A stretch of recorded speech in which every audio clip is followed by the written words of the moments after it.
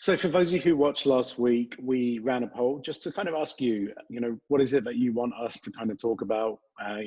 Is there any kind of data you're looking for? Other kind of topics that really kind of interest you? And I think one of the kind of overwhelming, I don't know, topics in terms of sort of popularity from our kind of audience was sales, Andrew. Yeah. And I think it's a really, obviously, it's a hot topic right now. I think it becomes a hot topic moving forward if businesses are now kind of opening up again. Yeah. So I think what we've done this week is really kind of chosen the right topic.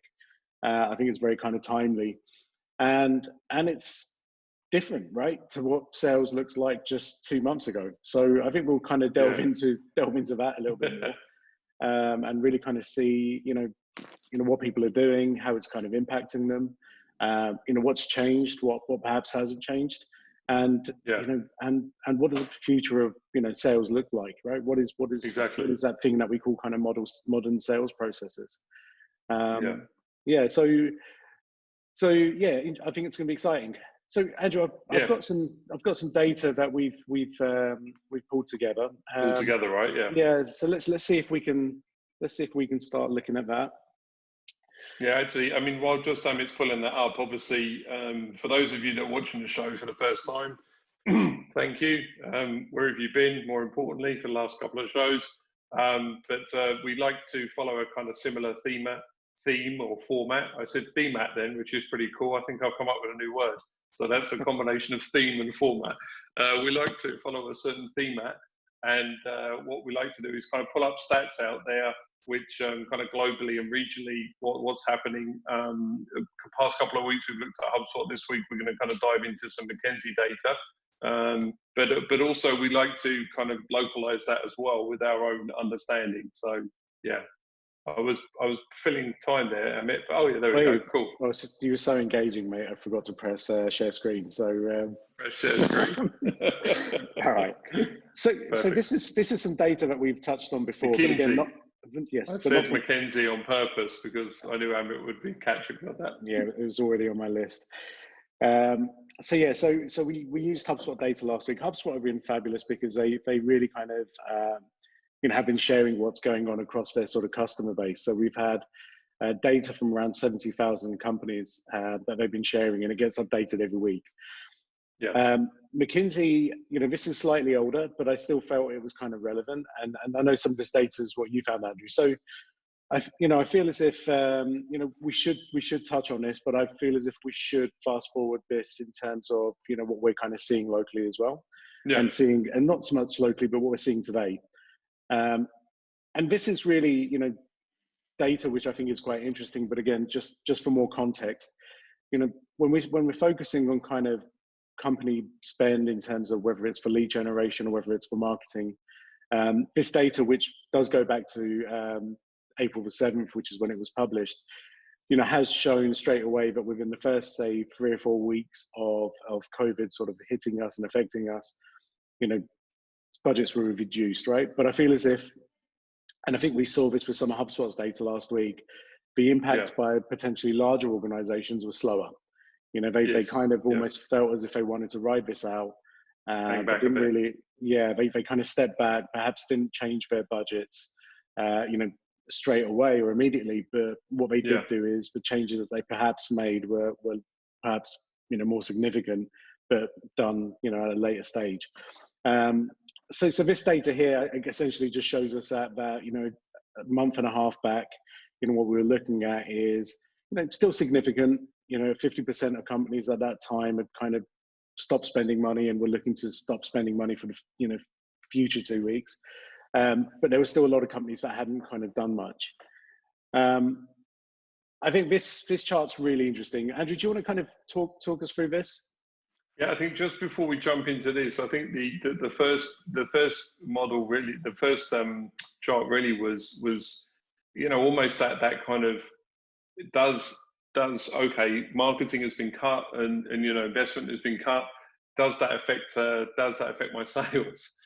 There's obviously still a lot of companies, organizations, individuals that really don't connect the dots from marketing to sales, and some organizations don't even have that marketing available to themselves. So I think these stats that were kind of been brought up, we've seen locally, and we've obviously seen through our own polls as well. But I think obviously to dive into the sales side of things, the people have had to change. And I think what's interesting here is obviously this is, what has your company do to adjust that sales model during COVID-19? And I think the interesting point here is that, we can go through and take some of the individual data out, but if we look at all of the data, effectively what we're seeing is 93% of companies have changed their model, right? So that's huge, right? And obviously we've got, on the far left-hand side here, it's all of the sales transition to video conferencing and phone. Middle is kind of partial, so a bit of video conferencing and obviously, some remote. And then, but I think what's important is 93% have changed, including ourselves, right? It's a massive shift from your regular kind of sales, day-to-day activity, or month-on-month, year-on-year, to where we find ourselves now. Yeah, I agree, and I think again, this is data that's even perhaps a month older than what we are, where we are today. So so it'd be really interesting, I think, to see really what the impact of that is today and sort of compare that data. I think, Andrew, before we start, I think it'd be really good to there's a couple of things, guys. So how we try to do the show is that we want to make it interactive. So I've already seen some kind of messages coming in. And amazing, yeah. So Andrew, most of the messages that are coming in are focused around your beard. I just wanted to let you know that. So, and I think you've definitely got a fan in Thomas Williams who does seem to comment every week on your beard, which is fantastic. And Thomas, we love you, so keep coming and keep sending that through. But that's ammunition for later. But what we do try and do, keep your comments coming in, keep any questions coming in. That really kind of adds to the show. And what we also try to do is kind of collect our own data, right? So if we kind of understand the mindset of, our audience, then, it becomes easier for us to really kind of share content and information that's relevant. So I think one of the things that I want to kind of get into is really based on lead generation. So, we were quite vocal about, this show being about sales today. So I'm guessing that we've got a significant amount of sort of salespeople or sales professionals or people who are kind of involved in selling within their companies. So it'd be really kind of good to understand, where your leads are kind of coming from right now. So guys, if you can we'll keep this running for about 10 or 15 seconds, but if you can kind of share as much data or information as you can there, that'd be great. Brilliant. Yeah, we can see kind of some of those numbers coming in. Obviously, I think this kind of falls in line with what we've been doing as well. So I think this is across the board, and this is also feedback that we've got from existing clients and new clients that are coming on board as well. Because the first question we ask them is how you generate leads. Yeah. Yeah, I think it's really interesting. So if we're looking at the two kind of red, let me share the results. That will help. I was going to say that would help, yeah. But if we look at the kind of standout answers here, people are talking about existing networks and referrals that are coming through there, and old clients, and I think that's really interesting. Yeah, actually, and in terms of the rest of the answers, quite a nice spread. I think that kind of tells us a lot. Thank you, guys. Thanks for sharing that. Yeah, I mean, I think obviously we'd kind of looked to similar results. Essentially, anywhere that it's non-paid, I guess. So obviously, if we've already established the budgets are being reduced, where can we reach out and kind of generate those leads? So I mean, but that's still interesting that obviously people are tapping into that. Yeah, definitely. I think I think that's really interesting. I think we're all talking about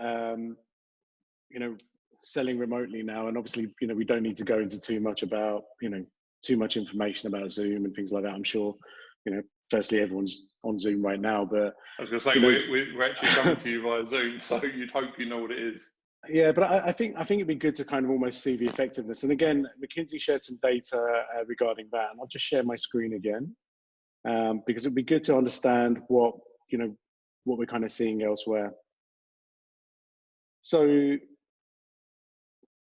here we're looking about the effectiveness of how kind of digital sales are coming into play, right? So everything we're doing now, predominantly is very kind of digital focused, whether that's through video conferencing, whether it's even just, phone calls or whatever kind of channel you're using for that. But I think it'd be good to know, and well, good to kind of get your feedback on this, Andrew. So in terms of, how effective this new kind of sales model is, I mean, this data seems pretty overwhelming, right? In terms of the direction that it's heading in. Bearing in mind, this is again still only 4 weeks of data, or perhaps even less than that, right? If we're going back to April the 7th.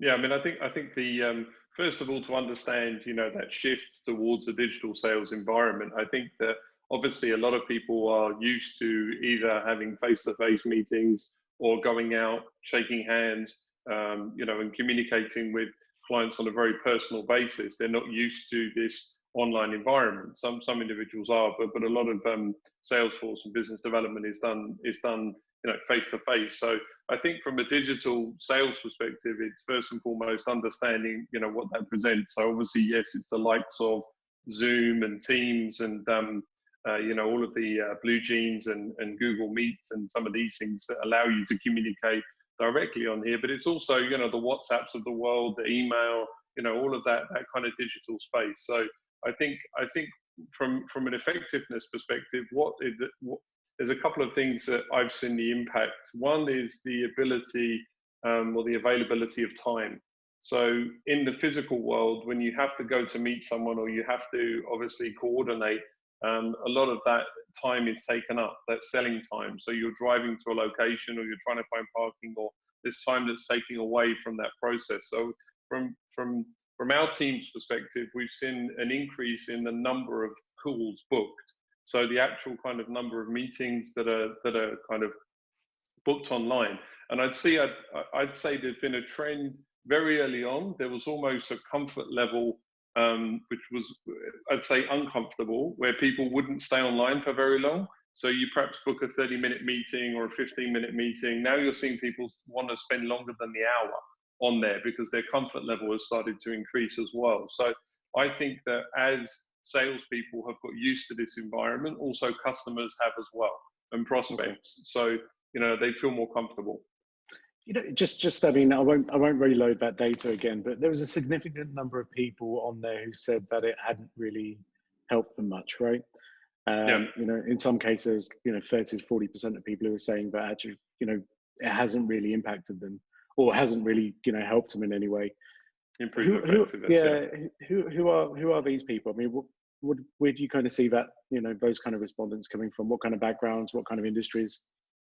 Yeah, I think the challenge with this is that a lot of almost marketing is pretty fun and pretty cool in the corporate world, whereas sales can some point be left behind. And by that I mean that the marketing space is full of automation and cool tools, and it's exciting. And but when it comes to actual sales, I think a lot of this has been almost left behind. So a lot of the traditional sales environment, let's say, the personality, speaking to people, reaching out to people, networks, these things don't always translate as effectively on the online space. And there may be people that are blissfully unaware of the online space, or just don't have the facility to incorporate. I mean, for many years, we've had, shared calendars, we've had the ability to book meetings. This is really something to consider, because a lot of organizations are not set up, even when it comes down to the basics like the CRM. Some individuals are not actually set out to have an ability to track. So I think if you look at a traditional, sales environment or a boiler room where you come in the morning and the update of the day is, interaction, personal interaction, right? How was yesterday? How did it go today? What are you planning this week? That's completely lost. So people have had to, move into an environment that they may not be as comfortable. So I think that's probably where some of that's come from. Yeah, and again, I think it'd be interesting to see how that's changed. Whether those same people kind of would respond in the same way today. I think one thing leading on from that, Andrew, then is people who are finding it sort of more comfortable, more productive, more beneficial, perhaps, you know, Yeah. From a kind of digital sales standpoint, I guess business owners want to know, what's the impact of that in terms of, how long it takes to close a deal, right? Yeah. And I'm going to pull up another poll, guys. So again, appreciate your input here. But Andrew, while that's out there, how long has it taken, from your perspective? Has it been any kind of significant impact? Are you seeing deals close faster? Or in terms of the process, is the process perhaps more streamlined than it would be? What's your kind of take on this? I'd say when you've got, if you're looking at a kind of mid-range business and you've got, direct involvement from an ownership perspective, even a large size business, the decision does seem to be faster. So, a lot of I think we spoke about this the other week about the meme going around, what's the most effective digital transformation, COVID, right?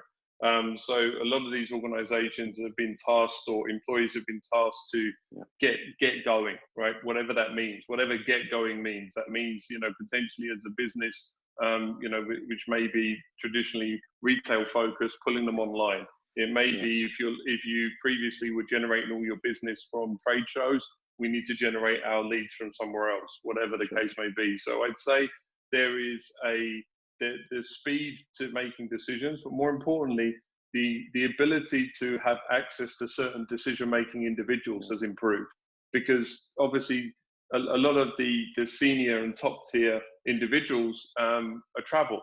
There's a lot of regional travel, there's a lot of global travel, and busy individuals. But I think this has also allowed the ability to meet with these individuals and kind of have discussions with them, because obviously they, like us at the moment, are deciding the future of our business. So you kind of want to be even more involved and understand things that perhaps before you were not before. But I think that the flip side of that is essentially organizations that are a bit nervous to kind of make some decisions, are still hanging back, still waiting. These are the ones that are like a longer burn, right? It'd be interesting to know the results actually. Yeah. I'm sharing the results now. So we've got actually 71% of people who are saying that it's taken longer than before to close deals.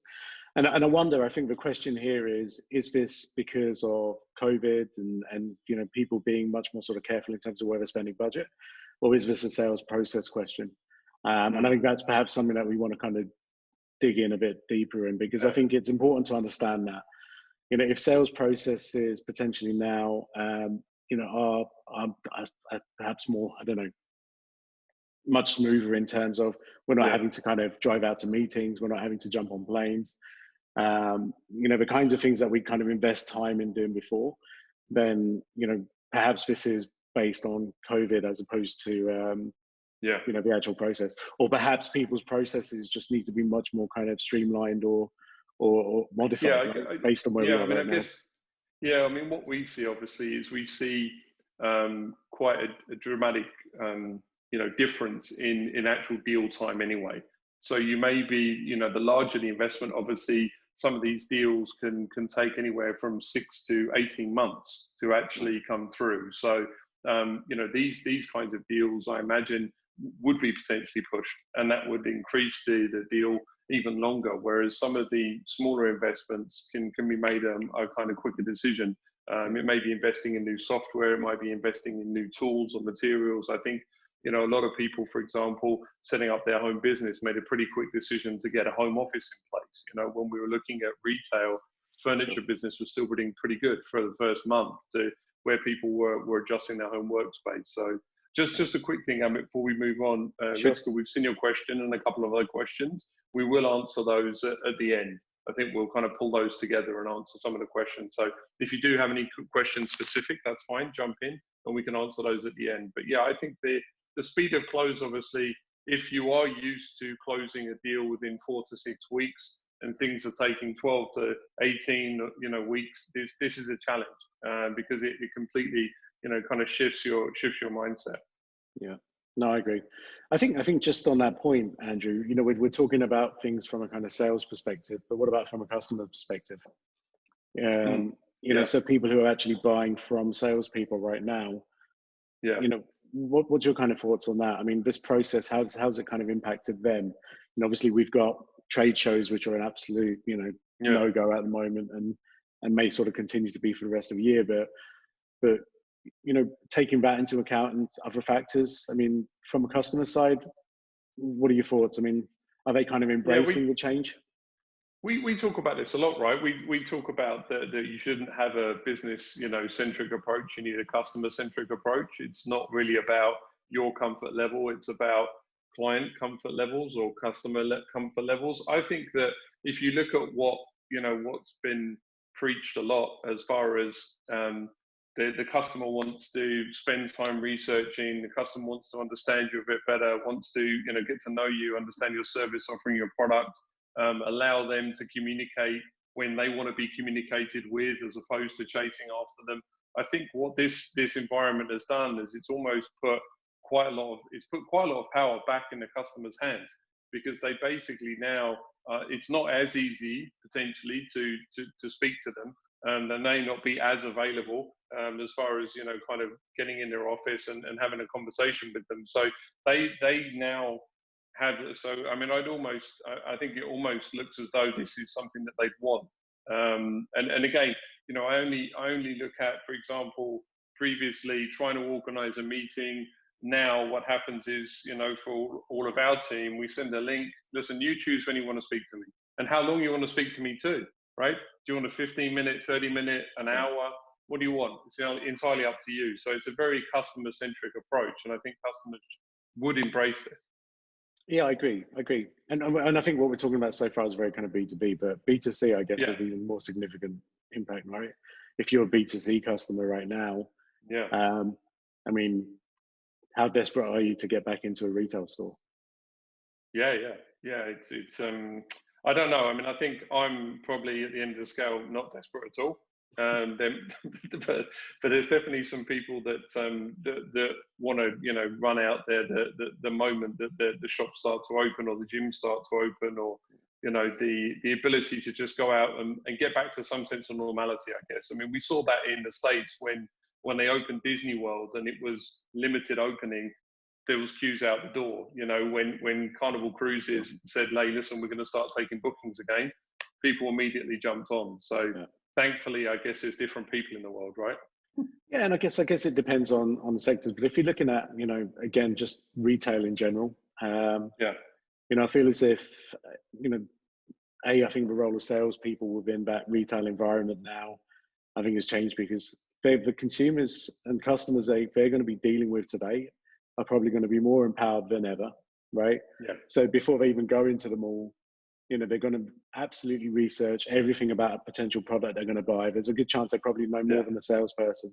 So I think salespeople in that respect are probably going to have to up their games, right? They're going to have to know much more than that customer that's coming in. I mean, just to show themselves as the genuine sort of expert. Otherwise, I think again they face challenges, because why else wouldn't you just go on straight onto, say, Amazon and then make the purchase yourself, right? Yeah, well, this has given customers time, right? Time to research, time to look at competitive set, time.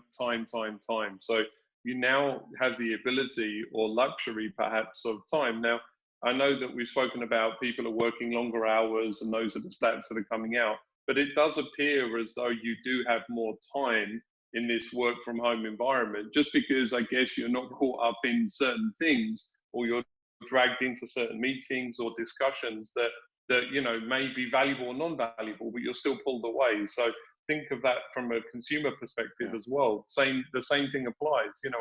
I think a good test of this always is to see, just talk amongst your friends, and when I just see even us, hey, listen, where are you buying your meat from? Where are you getting your fruit and veg? You're not going out, and look, even trying new platforms. Personally, I tried Noon for the first time this last week, and massive positive experience. I've been a true Amazon believer, as it were, but tried out Noon and was massively impressed with their customer service and how they approached it. And ordinarily, I wouldn't have looked at that. I'd heard so many other people saying, "Oh, I tried this." So it does give you that chance to go and test it. Cool. I'm going to just pop up the next bit of data again from McKinsey, and And again, it just very much follows on from what we were talking about. And this is not so much from, how valuable salespeople see, digital sales or digital processes, but this is very much kind of data that comes from the customer's perspective. And I think this is really interesting because, again, we're talking about April the 7th, and even, in those sort of, I'd say mid-March is when everyone really starts to feel the pinch on a global level. Yeah. Right. Yeah. And so, if you look at less than 3 weeks, I think it's really interesting, right? Like customers, people who are on a kind of buying side are, have doubled, in terms of how important they kind of value that digital sales process and that digital sales interactions, and I think that's really interesting. Any thoughts? So it goes back to the customer and the consumer, right? Clearly, they're crying out for more digital interaction. They want to be able to communicate with you how and when they see fit, not kind of, as opposed. I think the interesting thing about retail is also just the timing. I think that I've found myself sitting there at 1:30 in the morning buying things online, just because that's the first time I've practically been able to sit down and, the thought of jumping in a car now and driving 30 minutes to a mall and getting things. First of all, we wouldn't be able to do that 1:30 in the morning anyway. But doing that is I'd prefer this digital approach. Yeah. No, I agree. I think there's a lot of kind of benefits. I think there's a lot of efficiencies, and I think, again, people are well aware of these now. I'm gonna touch a little bit on the role of marketing from a sales perspective as well, Andrew. So again, we're used to, or say traditional salespeople are used to, trade shows, maybe cold calling, whatever it is, right? Whatever that kind of looks like. But do you feel the role of marketing has become sort of more important for salespeople over the last couple of months, or do you feel as if it's still the same? I think there's, I'd say there was, if they were looking around the room, there's more of a reliance on them. I think we see it a lot. There's kind of this age-old battle of sales and marketing, and marketing are not giving me the leads that I want, while sales are not actually handling the leads properly. There's this kind of back and forth, and I think if there was a time for bringing this closer together, this is the time. Because this is the time to analyze absolutely everything and understand where that marketing dollar is going, and ultimately where the conversion is happening to becoming a customer. So I'd say that possibly, in the past where there was that kind of butting of heads, it needs to change, and I think we have seen some change. It needs to move in that direction, I think. Yeah, I think what's interesting actually is we've had obviously multiple conversations with clients and with, just sort of friends and throughout our networks. But the biggest, I'd say the guys who are moaning the most in terms of marketing budgets being cut so far are marketing people, right? Rather than salespeople.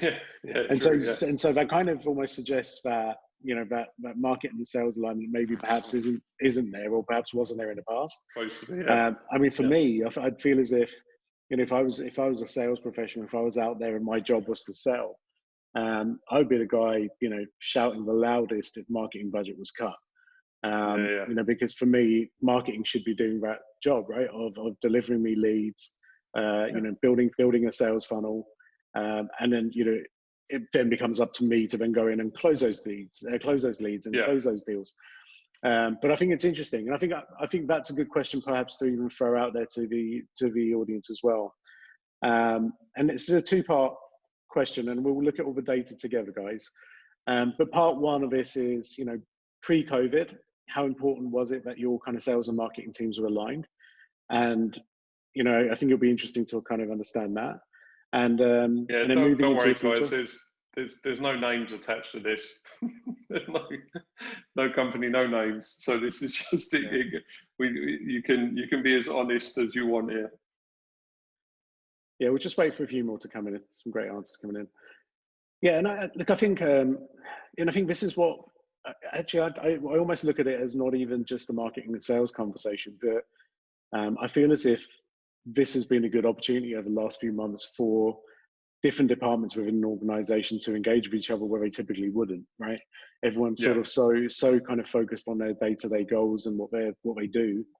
you know, each and every day. Whereas I feel as if that's now, you know, there's been a great opportunity, right, to engage with your Yeah. customer service teams, engage with marketing, engage with sales, you know, really kind of get to grips with what else is going on in the organization. These results are really interesting. Again, I'll share that. So look, I think Wow. happily from our perspective, I feel, you know, people do value sales, marketing, alignment. But, you know, what's more interesting is that they definitely value it today, you know, even if they didn't perhaps previously. And again, I think that's really interesting. I think in the world of kind of digital sales specifically, you know, it's more often than not, it's your marketing teams who are, you know, who are the ones who are tasked with, you know, updating the company's website, maybe working on sales proposal templates, maybe working on all of these different things that give, you know, sales the, you know, the kind of tools and, you know, to kind of go out there and sell. But if you've got more alignment between these two departments now, then, you know, all the data that's out there everywhere, you know, if you Google sales and marketing alignment, you'll see the impact of that, where companies are really truly aligned. And the results are always positive. You never get a negative response. So I think that's really interesting. I wonder. I mean, perhaps obviously it might be interesting to understand for next time, as much as they obviously value and it's important. I think a good question possibly would be: is it actually happening? So was it happening in the past, and is it happening now? And I think those results will be probably different as well, because I think what we also see, you know, what we hear, obviously, you know, with meetings we have, is that ultimately, yes, it will be nice to have an alignment, but it just doesn't happen. So I think sometimes there's a desire for this to happen, and you know, a lot of the times in large multinational companies, it's just not practically implemented. I mean, I had I think last week was my third discussion, kind of pre-Eid, that was, you guys have some marketing automation in place. Yeah, we do, but that's in our global office. It doesn't work here locally, which is astounding. But you know, it's even in larger organizations, they may have all of the pieces to the puzzle, but they're just not, you know, they're just not placed right. Yeah. No, I agree, Andrew. I think let's turn attention on what we've been doing. I think because I think, you know, obviously a lot of people want to perhaps know what local businesses has been doing. You know, we're not obviously a large company by any means, but, you know, I feel as if it's important to kind of share some of the things that we've learned. You know, some of our processes, what's changed, what hasn't.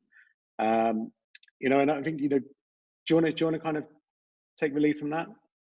Yeah. I think I can kick off. So I think from a sales process perspective, I think we you know, I'd say that we had a good, robust sales process in place, but everything can improve. So I think first and foremost, the one thing that obviously working remotely has done is that it's almost first and foremost timed in daily sales meeting. So previously, obviously, when we're all in the office, you catch each other. We would have a weekly sales meeting, but we didn't see the necessity for a daily sales meeting.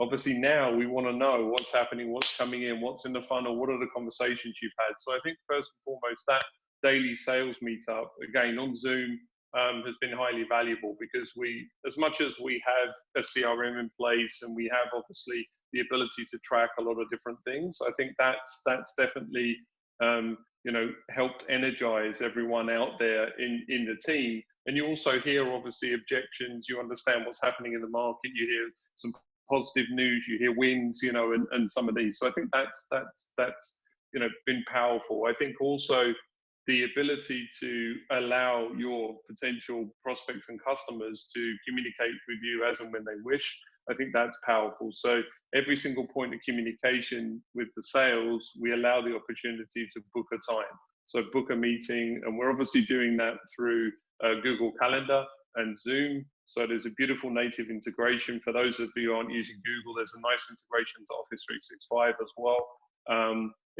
So there's a great way to you know, communicate with prospects and customers. I think the way we've been communicating through video So we've been using Vidyard to send video messages to people, but you can use 23 and a whole bunch of other different platforms as well. That kind of personable approach where there's a video explaining, in some circumstances, explaining a proposal. So it may just be a follow-up to the meeting. Hey, listen, thanks very much. It was great seeing you. Have a look at our proposal. We're going to go through this, this, this, and this. I think so. That element of communication has been a positive step as well. So we've had, Vidyard, honestly, for the best part of 2 years. I've spoken about it for the best part of 2 years, how wonderful it is, and never actually practically implemented it until now. So I think we're seeing nice uptake on that as well. And then also just the tools that we're using from, tracking mechanisms. So obviously we do have Hubspot as a CRM, so we can understand if prospects are coming back to the site, if they're opening emails, and if they're looking at, proposals through PandaDoc. So I think this is valuable at this time because you want to be able to focus on the individuals that are engaged and not necessarily actually just filling time, right? Sure. Because we've already established people have time. I mean, I think one of the things, and I think this, Amit, from your perspective, one of the things that obviously right at the very beginning is you looked at everything that we had from a communications perspective and said, okay, we need to change some things here. So, I mean, do you want to kind of talk about how we changed some of that and some of the data? Yeah, absolutely. So I think what we did first and foremost, we kind of realized that things were going to have to change. And we've been, I'd say we've been very kind of digital sales focused anyway. So up until a prospect is really qualified, do we actually meet them, right? So we're not in the habit of meeting everyone that sends us an inquiry, and we were using kind of digital tools and data to really kind of drive that. And I don't mind kind of sharing that whole process. So Andrew mentioned that we use HubSpot, but HubSpot for us, from a CRM perspective is great because every single person that's engaging with our business lives in our CRM. The second part of this is every single interaction that they have, right? So every page that they visit on our website, every email that they open, every ebook they download, every video that they watch and how much of that video they watch, this data all lives inside of our CRM. So it really kind of gives us an opportunity to lead score, right? So we use all of these different interactions and touch points, give them a different score based on importance for us as a company. And we generally only speak to people once we've seen that they've been invested in the process. And so a lot of what our process is focused around is content. So going back to sort of second week of March, when we realized that this was going to have an impact on our business, what we started to do was look at content and started to see where the gaps in the content were. And so that resulted in us creating a lot more new content in the form of different blog articles, different videos. The second thing that we did is we looked at our existing content. And again, I think one of the things that a lot of companies do when they look at content is they just look at their website content, or maybe they look at blog content. What we did is we also looked at our proposal content. We looked at different interactions, different automations, all of these different things that were kind of, our communication channels, right? We looked at all of these and said, okay, here's where the potential weakness is. Here's where we need to get better. And then we mapped all of that into, I'd say, a single approach. And I think where that single approach really comes into play is now all of our, I'd say almost our entire sales processes is online, right? From identifying different prospects, sourcing the data to target those prospects, the prospects that fill out forms, who live inside of our CRM, how we send proposals. I mean, you mentioned PandaDoc earlier. Again, all of our proposals go out in PandaDoc. So we not only get to see who's opened the proposal, but we get to see how much time they've spent on each page. And again, that kind of leads into our sort of qualification criteria. And then it's only at that point where we really feel as if, okay, this is someone who's really is invested. I'd say all of the content that we've got on our website is digital currency, right? This is, so how much kind of time is somebody kind of investing in our content, right? Because if they're investing time in our content, if they're educating themselves, then there's a good chance that we're going to be on the same page. We're going to be aligned from a client and and sort of, provide a perspective. Yeah. And that allows us, I think, to build better relationships. Yeah. And I feel what you said there was interesting as well about video ads. So, I'm not sure if Andrew made that clear, but instead of again typing out emails nowadays, we're sending video emails. And video emails have been things that have been around for a while, but very few people are using these effectively. And it's always much easier to read an email. To watch a short video than to read a 10-paragraph email where you're trying to explain something. So I think all of these tools really kind of come into play. The meeting scheduler for me has been wonderful. So we use through HubSpot. Where, like Andrew said earlier, we're not trying to force people into an hour-long meeting. We give them an option. Do you want a 15-minute chat, a 30-minute chat, or perhaps an hour meeting? And they can choose. They can see what times we're available. And again, I think that really kind of helps, makes the whole process so much more efficient. We're not going backwards and forwards trying to find a time slot. I mean, in 2020, it's nuts, but we're still doing that. So this kind of simplifies that whole process and just really kind of gets us, I'd say, focusing on selling, right? Exactly. And in terms of productivity, sorry, mate, just one question. And on a productivity perspective, how many more meetings are you having each day compared to previously? Oh yeah, no, it's double and treble in some cases. I mean, I think it's, but I think what you touched upon there is some of the detailed stuff. So even small things like updating, your footer in your email. We did that kind of week one. We had a blog link to, how you can obviously, look at trying to get over some of the challenges that COVID was doing, week one, week two. We linked that back to a blog and we're tracking that as well. So I think as well as, the great thing about having everything integrated does allow us to track everything and see the effectiveness of it. So, what's better? Is it better to kind of put in a link here? How many people are watching the videos? I mean, I've been pleasantly surprised that people do watch the videos because we get that obviously percentage watch. So I think that's quite nice to see that. And then, I think just kind of looking at your own channels as well. So even from a personal perspective, we mentioned at the beginning, it looks like people have been using LinkedIn as part of their network to kind of expand, and all of us have done that. So within the organization, there's been an active encouragement to reach out to your own network and kind of, elevate the content wherever it may be. So I think that's obviously been important, and we've seen that. So we've closed new business in this time. We're getting still lead generation. We're getting inquiries. But I mean, what I would say is that it's not a magic formula that we conjured up week one in COVID. There's years of hard work to come to this point, right? It wasn't like we opened a magic box of tricks on kind of day one and said, yeehaw, let's crack on. There was a lot of hard work that was done prior to that, right? Yeah, absolutely. I think when you obsess about process as much as I do when it comes to stuff like this, it helps. But interestingly enough, so Amit's the guy that after we finish this and every single session that we've had, he dives in and sees, okay, how long did it watch for, the data, who looked at it, where did it come from? And look, also, again, that data is important. So I think that's helping us, understand as well, because the challenge at the moment is that no one really has the answers. So, even at a government level, that not everyone has the answers. And there's some good questions that have come in actually, Amit. So we can start to kind of jump into some of these questions, and we'll get back to you guys on this. But I think the thing is that as the only way that we can really kind of to determine where we need to go forward is to look at the data.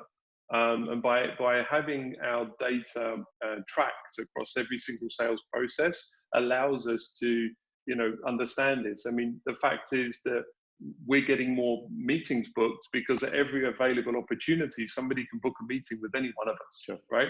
That's out there. That's open. It's on the website. It's something as basic as changing our landline number to one of our mobile numbers on the website straight away allows somebody to communicate with you and realize that you're open. So I think that there's a lot that's been done, but obviously what we've done more importantly is we've looked at data and said, well, okay, has that worked? This has worked, and it's been quick.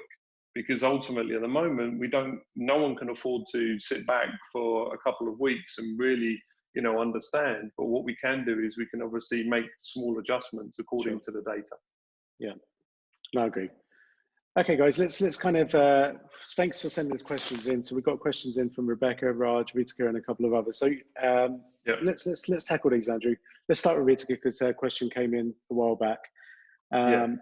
So for a tourism-related business that was just starting up a few months ago, COVID has struck a hefty blow. What would you suggest? Should a business like this invest in marketing now or refrain from it? Andrew? So, look, I think when you're talking about marketing, you've got to kind of really kind of break these down into a couple of different areas. So I think first and foremost, the opportunity ever since COVID started was from an education standpoint. Okay, so the tourism and travel sector has been impacted, as bad as any sector has. Right. And obviously people, I think I read somewhere where even airlines are predicting that even if they open up flights, then perhaps it will be until, it won't be until December that people are comfortable flying. Right. So if we kind of take all of this in mind, I think if you're a startup within this sector, the opportunity that you've had and still do have is in that education space. So, you've got two options when something like this happens. The first is that you just pull back all activity and say, right, we're not going to maybe invest too much time or money in marketing activities. The other way is to kind of just go head first and really kind of dive in. And so what I would perhaps suggest is think about content, right? So, if you're a startup and you don't maybe have, a lot of kind of startup capital for marketing, what content can you create in the form of, again, videos, blog articles, ebooks, where you can kind of help, not just travelers, right, but people that you're going to be perhaps doing business with, whether it's helping hotels, whether it's helping tour operators, whatever that kind of looks like. What information can you share, as an expert in the industry that starts to kind of build trust in your brand and what you do, and also builds credibility in what you're saying. Because I think if you do that, your brand visibility is going to increase. Be aggressive. So do this every few days at the least. We've been doing the same thing from our kind of marketing perspective as well. But I think it's really kind of helped people to really kind of understand our viewpoints, where we come from. Even things like this webinar, perhaps, tap into your audience and create your own kind of webinar series, where again, you're focused on travel and tourism. What I do know right now is there's a lot of hotel GMs, a lot of, tour operators who are probably sitting there hoping, for some sort of miracle exposure, where someone starts talking about their properties. So, or their businesses. So again, you've got an opportunity to kind of tap into your network, invite people to these kinds of shows. Collaborative blog articles are great. Again, we've done many of these, which have been fantastic. And kind of try to leverage your network and other people's networks as much as possible. I think that's rock solid. I mean, it's I think also there will be, as much as there's going to be individuals that might not want to travel, there's 100% people now looking actually where I need to go on holiday.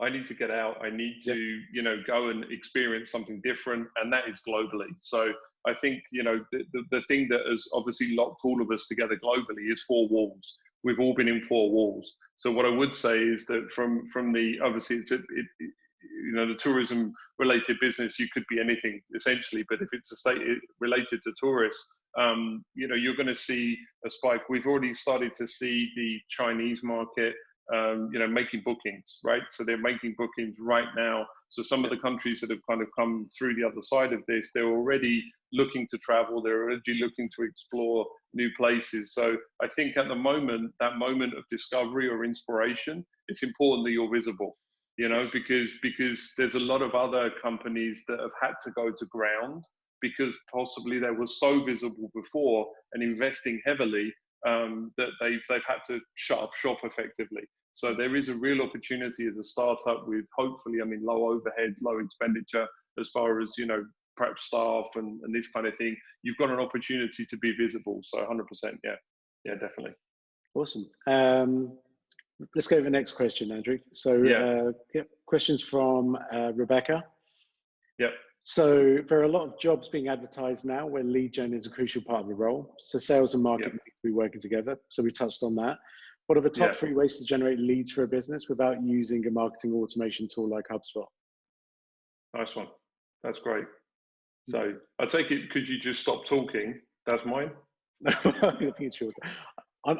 happy to tackle this. So first and foremost, nice to hear from you, Rebecca. So look, I think a lot of the same principles apply as what I just suggested for Ritika there, from a kind of tourism and sort of marketing and brand building perspective there. Yeah. If your brand's not visible, it's going to be very, very difficult for you to generate leads. So you've got to think about brand visibility. So if you don't have the budget or a tool for something like HubSpot, you've got to start to think outside of the box. Think about where you can publish content. So whether that's on social media platforms, whether that's on your website, search engines, people they love fresh content, right? So the more aggressive you are in kind of creating new content, it works. The other thing is there's a lot of other tools that, aren't maybe as cohesive or integrated as HubSpot. But there's a lot of kind of cheap tools that are out there which have either, freemium models or, $10 a month models.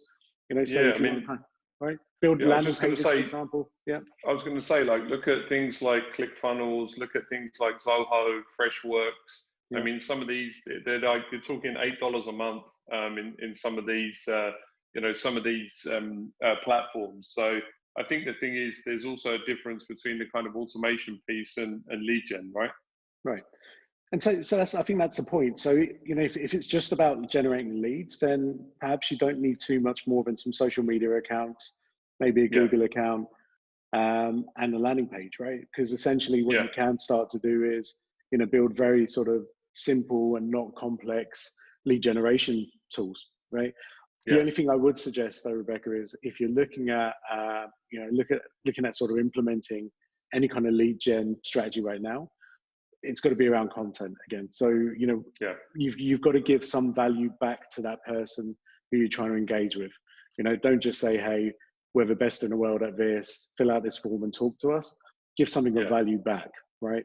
So, whether it's a simple brochure that's turned into a PDF, whether it's a kind of e-guide which says, hey, this is how this industry has been affected by COVID, download our thoughts right now.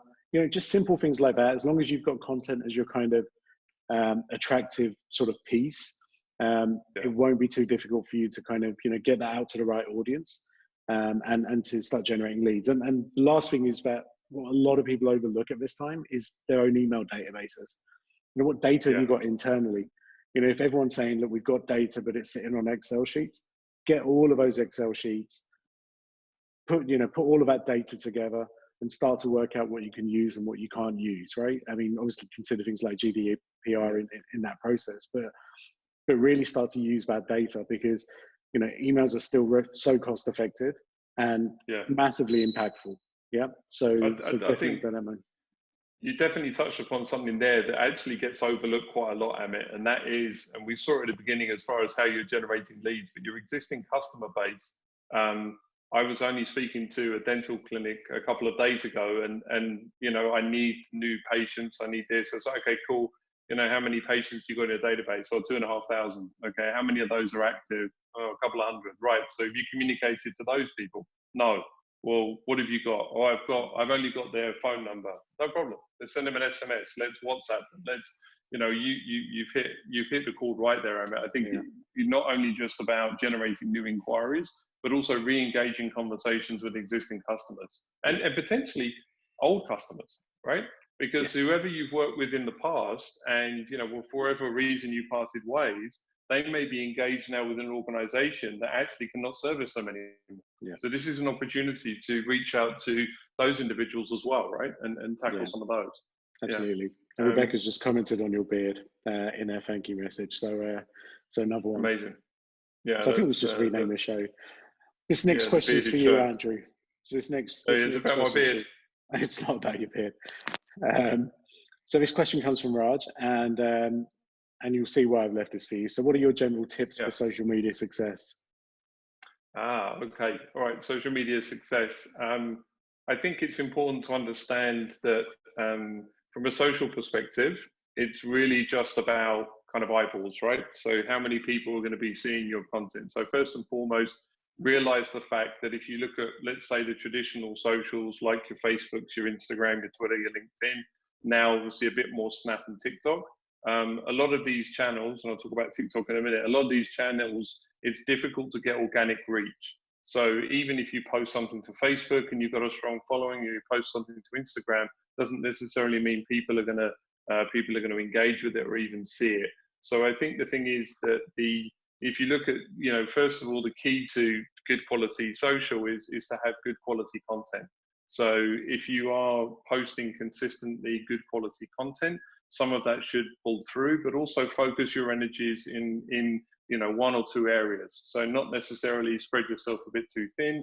If you feel your audience, it might be if you're looking at like a restaurant or something like that, you feel your audience is in an Instagram, talk to them on Instagram, communicate with them on there, focus your efforts. As far as organic at the moment, LinkedIn is giving tremendous organic reach. And we've been doing our own studies as far as frequency of posts, how often. There definitely is a correlation between providing good quality content, imagery, videos, and the frequency of kind of posting. So I think that is also important to look at. So quality, frequency, and adding value. As Amit's mentioned, they're just talking about the content you're providing. When you're communicating this content across your social channels, it has to mean something. There has to be some value behind it. Don't post for posting's sake, as it were. Sure. When it comes to TikTok, this is obviously brand new, and honestly, the chance to go massive on that platform is huge. Because the algorithm is insane. So potentially on there, you can just spark and get these incredible views and then go down to zero the next day. TikTok is one of those new platforms that obviously businesses, brands are exploring at the moment. So it's too early to say. But I'd say it depends what social media success looks like. Is it brand elevation? Is it brand awareness? Or is it actually generating business? If it's generating business, you need to look at more allocating some budget for some advertising opportunities, because with the advertising you can then start to select the audience that you want to target. So let's say, for example, you're a place for like a restaurant, you can target the geographical area on social media. If you're a business and you want to target specific business individuals, you can do that on LinkedIn. So just if you are looking at from a lead gen perspective, you may want to look at allocating a small amount of your budget towards that. Yeah, thanks, Andrew. We've got one more question that's coming from Abhishek, and this is very much focused on the education sector. So Abhishek's question is, where demand is on hold and waiting for government notifications on the opening of schools, how do we see the impact of this in offers, and what strategies should schools sort of create to build relationships? I'm happy to take this on, Andrew, but Abhishek, thanks for your question. The challenge right now for schools, and I'd also say the same challenge exists for parents, is uncertainty. Okay, and this isn't, I'd say, just a Dubai-centric problem here. I think anywhere where you've got sort of private school education in particular, parents are obviously trying to figure out what's going on. I think in a place as transient as Dubai, where people come and go, they move here for a few years, circumstances change, they move back. Uncertainty, basically means that people will not take actions, in the same way that they typically would. So, if we keep hearing stories of, all of these, there's about 500,000 people apparently ready to leave the UAE at the moment who are on waiting lists. These are significant numbers, and I feel as if, we're still only in May, right? We're still not at that peak point of perhaps where this is going to be. So I'd say in the void of very clear government announcements that from September every kid will be back at school, parents are just going to make delays in making decisions. So and I feel as if that's going to be the case. So what can schools do, I think, is the main part of your question. So if people are going to be delaying making these decisions, how is it that schools can kind of keep parents engaged? And we've kind of discussed this obviously internally. But I feel as if, one of the key things to do is to really kind of put yourself out there. Again, we've spoken about content. We've spoken about, recording regular videos. This is a time not to engage with your existing students. It is that, but you've also got to be engaging with kind of wider audiences. I think there's a real opportunity for schools, especially in the UAE, because that's what we see right now. That's what we've got exposure to. But there's a real opportunity for schools to really kind of stand out from the crowd. And we're not talking about doing, virtual open days and things like that. That's what everyone's doing. But I'm talking about maybe slightly further up the funnel, right? So a virtual open day at the moment only really replaces a normal open day, right? You're still some way down the funnel and you're interested in going to that school. And so you want to kind of learn more and see some facilities. Yeah. Where I see the real opportunity, where I'm seeing very few people take advantage of this, if any, is really kind of top of funnel. Which school, which principal is out there doing a webinar every week, right? Not just something, again, focused around a PowerPoint presentation, but where the principal was standing in front of an audience, albeit a virtual audience, and taking questions on like what we're doing now, right? Because what parents do have right now is a whole load of questions that aren't being answered. And I know, and I understand from a school perspective that those answers are going to, you're reliant on the authorities to give you those answers. But there's a massive opportunity for businesses, which schools are, to really kind of say, actually, do you know what? We're going to take these questions on. We're going to answer them to the best of our ability. If we don't know the answer, we'll say we don't know the answer. But if parents, whether they're existing students or prospective students, if they've got these questions, we need to give them answers. And I think anyone who really kind of embraces that and really kind of reaches and engages that audience are going to have a phenomenal top of funnel that they can work with as soon as things open up and there's more clarity in the situation. So I kind of feel quite passionate about this sector. Obviously, I've got a business within this sector as well. But this is absolutely, for me, the key that's missing right now. I mean, what about from your perspective, Andrew?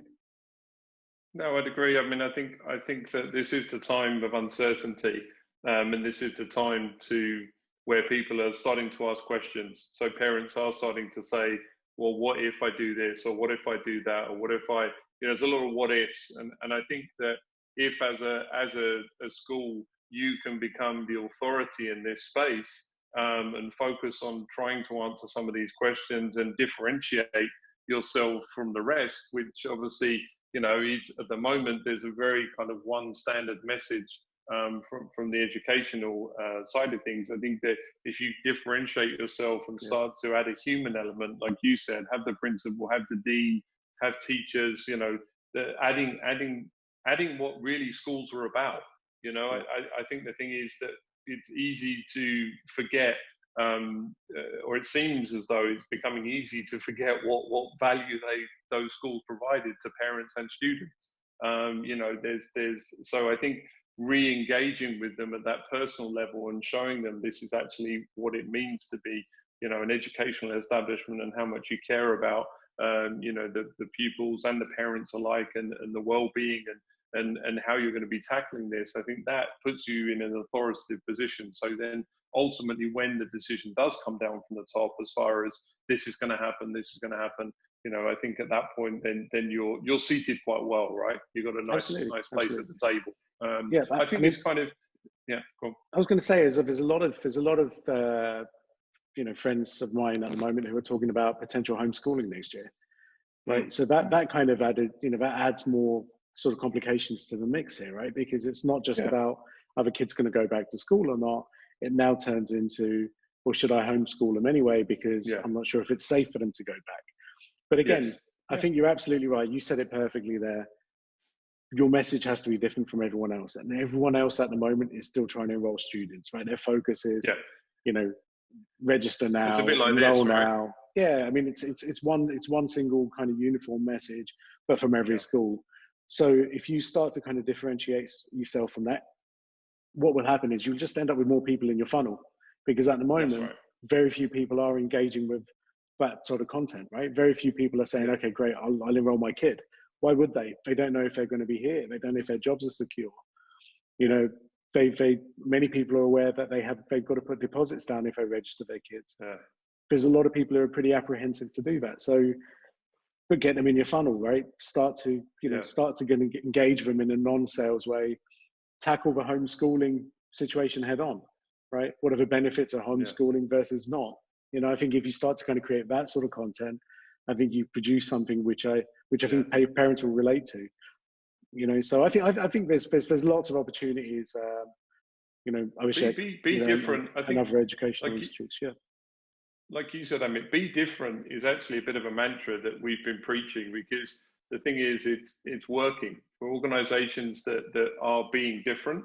I think that, and you're standing out from X, that is helping business. I think that the concern or the fear potentially is that when we kind of get back into some sense of normality, that we kind of go back to our old ways. And I think that can't happen. I think if you're being different, you're kind of exploring those new spaces. You need to continue that. It kind of just brings me on to this from Sydney. He's asked just another question here, Amit. He's asked if you can talk about the impact of the entertainment sector with sales and what to expect in the upcoming days. And I just wanted to touch on that quickly before I kind of ask you about this as well. But I think that this ties in with the schools and the children, because I think at the moment, if you have children under the age of 12, there's relatively little impact on them opening things up.